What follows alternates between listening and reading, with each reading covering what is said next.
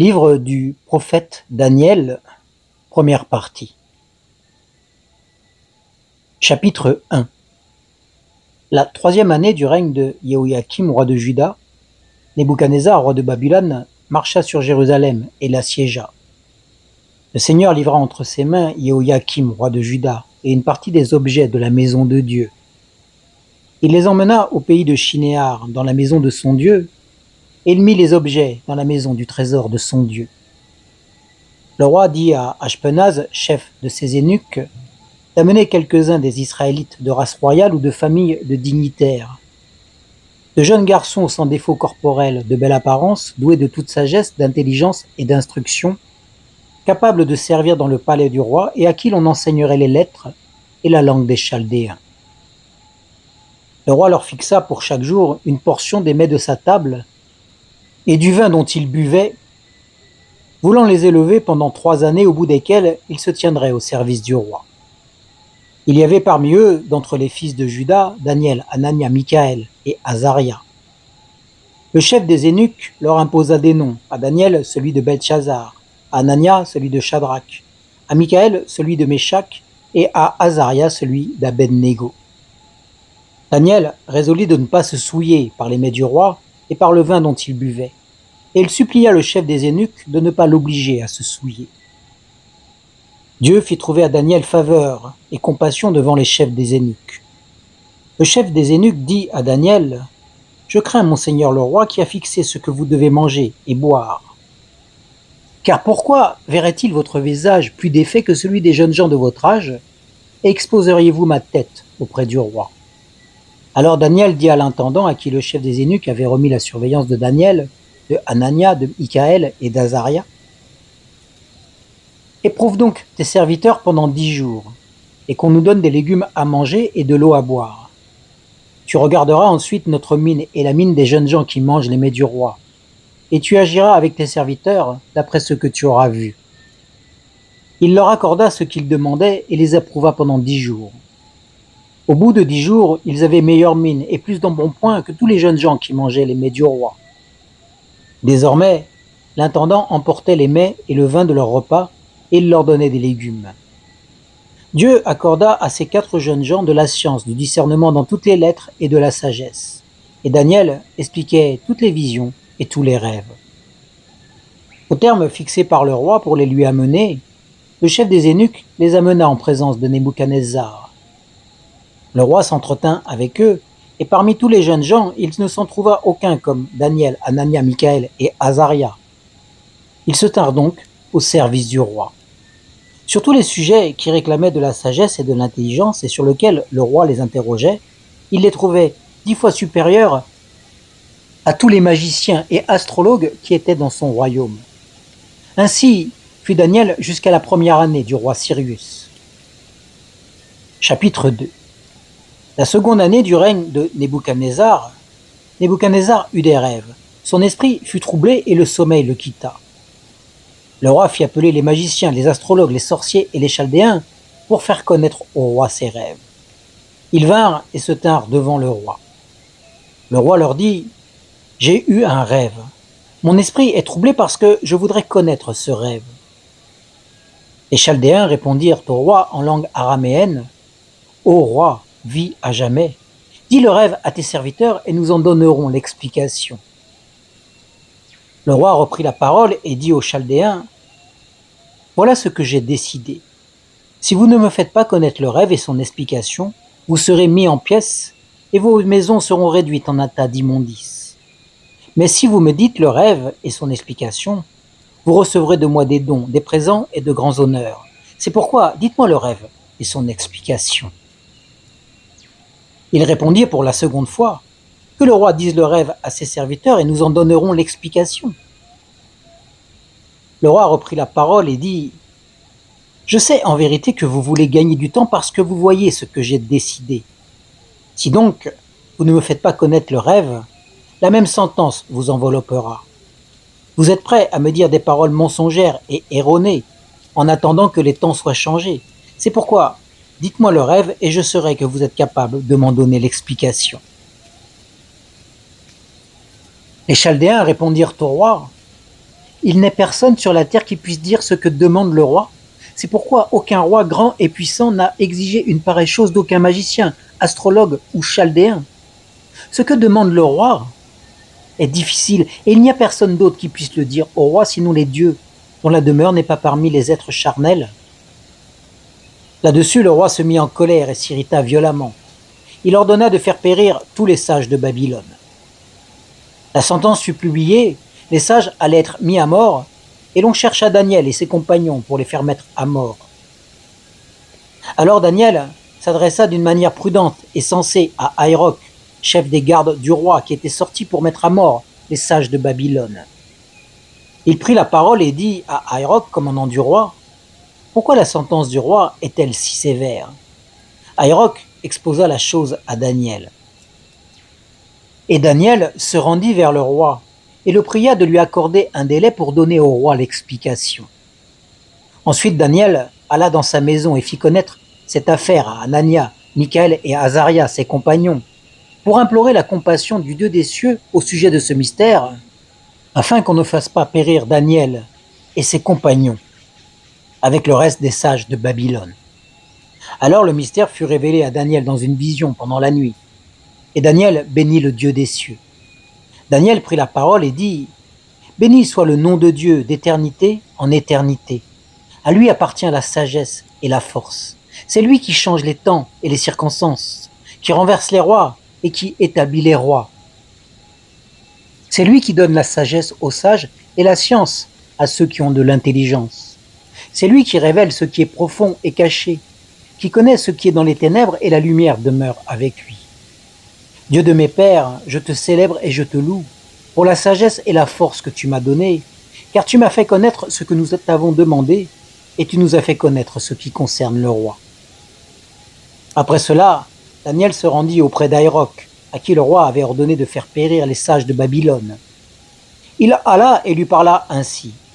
« Ne fais pas périr les sages de Babylone. Conduis-moi devant le roi, et je donnerai au roi l'explication. » Aïroc conduisit promptement Daniel devant le roi et lui parla ainsi. « J'ai trouvé parmi les déportés de Juda un homme qui donnera l'explication au roi. » Le roi prit la parole et dit à Daniel, qu'on nommait Beltchazar, « Es-tu capable de me faire connaître le rêve que j'ai vu et son explication ?» Daniel répondit en présence du roi et dit, « Le mystère que le roi demande à comprendre, ce ne sont pas les sages, les astrologues, les magiciens et les devins qui sont capables de l'indiquer au roi. Mais il y a dans les cieux un Dieu qui révèle les mystères et qui a fait connaître au roi Nebuchadnezzar ce qui arrivera dans la suite des temps. Voici ton rêve et les visions que tu as eues dans ton lit. Dans ton lit, ô roi, il t'est monté des pensées touchant ce qui arrivera dans la suite, et celui qui révèle les mystères t'a fait connaître ce qui arrivera. Si ce mystère m'a été révélé, ce n'est pas qu'il y a en moi une sagesse supérieure à celle de tous les vivants, mais c'est afin que l'explication soit donnée au roi, et que tu connaisses les pensées de ton cœur. Ô roi, tu as eu une vision, celle d'une grande statue. Cette statue était immense et d'une splendeur extraordinaire. Elle était debout devant toi et son aspect était terrible. La tête de cette statue était d'or pur. Sa poitrine et ses bras étaient d'argent. Son ventre et ses cuisses étaient de bronze. Ses jambes de fer, ses pieds en partie de fer et en partie d'argile. Tu regardais lorsqu'une pierre se détacha, sans le secours d'aucune main, frappa les pieds de fer et d'argile de la statue et les réduisit en poussière. Alors le fer, l'argile, le bronze, l'argent et l'or furent pulvérisés ensemble et devinrent comme la balle qui s'échappe du nerf en été. Le vent les emporta et nulle trace n'en fut retrouvée. Mais la pierre qui avait frappé la statue devient une grande montagne et remplit toute la terre. Voilà le rêve. Nous en donnerons l'explication devant le roi. Ô roi, tu es le roi des rois, car le Dieu des cieux t'a donné le royaume, la puissance, la force et la gloire. Il a remis entre tes mains, en quelques lieux qu'ils habitent, les fils des hommes, les bêtes des champs et les oiseaux du ciel, et il t'a fait dominer sur eux tous. C'est toi qui as la tête d'or. Après toi s'élèvera un autre royaume, moindre que le tien, puis un troisième royaume qui sera de bronze et qui dominera sur toute la terre. Il y aura un quatrième royaume, solide comme du fer. De même que le fer pulvérise et rompt tout, il pulvérisera et brisera tout comme le fer brise tout. Et comme tu as vu les pieds et les orteils en partie d'argile, de potier et en partie de fer, ce royaume sera divisé. Mais il y aura en lui quelque chose de la force du fer, parce que tu as vu le fer mêlé avec l'argile. Et comme les doigts de pied étaient en partie de fer et en partie d'argile, ce royaume sera en partie solide et en partie fragile. Tu as vu le fer mêlé avec l'argile parce qu'ils se mêleront par des alliances humaines, mais ils ne s'attacheront pas l'un à l'autre, de même que le fer ne se mélange pas avec l'argile. Dans le temps de ces rois, le Dieu des cieux suscitera un royaume qui ne sera jamais détruit, et ce royaume ne passera pas sous la domination d'un autre peuple. Il pulvérisera et anéantira tous ces royaumes-là, et lui-même subsistera éternellement. Ainsi, tu as vu la pierre se détacher de la montagne sans le secours d'aucune main. Et elle a pulvérisé le fer, le bronze, l'argile, l'argent et l'or. Le grand Dieu a fait connaître au roi ce qui doit arriver dans la suite. Le rêve est véritable et son explication digne de confiance. Alors le roi Nebuchadnezzar tomba la face contre terre, se prosterna devant Daniel et ordonna de lui offrir des sacrifices et des parfums. Le roi adressa la parole à Daniel et dit : « En vérité, votre Dieu est le Dieu des cieux et le Seigneur des rois, et il révèle les mystères puisque tu as pu découvrir ce mystère. » Ensuite le roi éleva Daniel, lui fit de nombreux et riches présents, et lui donna le commandement de toute la province de Babylone, et l'établit chef suprême de tous les sages de Babylone. Daniel pria le roi de remettre l'administration de la province de Babylone à Shadrach, Meshach et Abednego, et Daniel était à la cour du roi. Chapitre 3. Le roi Nebuchadnezzar fit une statue d'or haute de 60 coudées et large de 6 coudées. Il l'adressa dans la vallée de Doura, dans la province de Babylone. Le roi Nebuchadnezzar fit convoquer les satrapes, les intendants et les gouverneurs, les magistrats, les trésoriers, les juristes, les juges et toutes les autorités des provinces pour qu'ils se rendent à l'inauguration de la statue qu'avait dressée le roi Nebuchadnezzar. Alors les satrapes, les intendants et les gouverneurs, les magistrats, les trésoriers, les juristes, les juges et toutes les autorités de la province s'assemblèrent pour l'inauguration de la statue qu'avait dressée le roi Nebuchadnezzar. Ils se placèrent devant la statue qu'avait dressée Nebuchadnezzar. Le héros cria avec force : « Voici ce qu'on vous ordonne, peuple, nation, hommes de toute langue. Au moment où vous entendrez le son du cor, de la flûte, de la cithare, de la sambuc, du psalterion, de la cornemuse et de toutes sortes d'instruments de musique, vous vous prosternerez et vous adorerez la statue d'or qu'a dressée le roi Nebuchadnezzar. Quiconque ne se prosternera pas et n'adorera pas sera jeté à l'instant même au milieu d'une fournaise ardente. C'est pourquoi, au moment où tous les peuples entendirent le son du cor, de la flûte, de la cithare, de la sambuc, du psalterion et de toutes sortes d'instruments de musique, tous les peuples, les nations, les hommes de toutes langues se prosternèrent et adorèrent la statue d'or qu'avait dressée le roi Nebuchadnezzar. À cette occasion, et dans le même temps, quelques Chaldéens s'approchèrent et accusèrent les Juifs. Ils prirent la parole et dirent au roi Nebuchadnezzar : « Ô roi, vis à jamais. Ô roi, tu as donné un ordre, d'après lequel tout homme qui entendrait le son du cor, de la flûte, de la cithare, de la sambuc, du psalterion, de la cornemuse et de toutes sortes d'instruments de musique, devait se prosterner et adorer la statue d'or, et d'après lequel quiconque ne se prosternerait pas et n'adorerait pas serait jeté au milieu d'une fournaise ardente. Or, il y a là des Juifs à qui tu as remis l'administration de la province de Babylone, Shadrach, Meshach et Abednego. Ces hommes ne tiennent aucun compte de ton ordre, ô roi. Ils ne servent pas tes dieux et ils n'adorent pas la statue d'or que tu as dressée. » Alors, Nebuchadnezzar, irrité et furieux, donna l'ordre d'amener Shadrach, Meshach et Abednego, et ces hommes furent amenés devant le roi.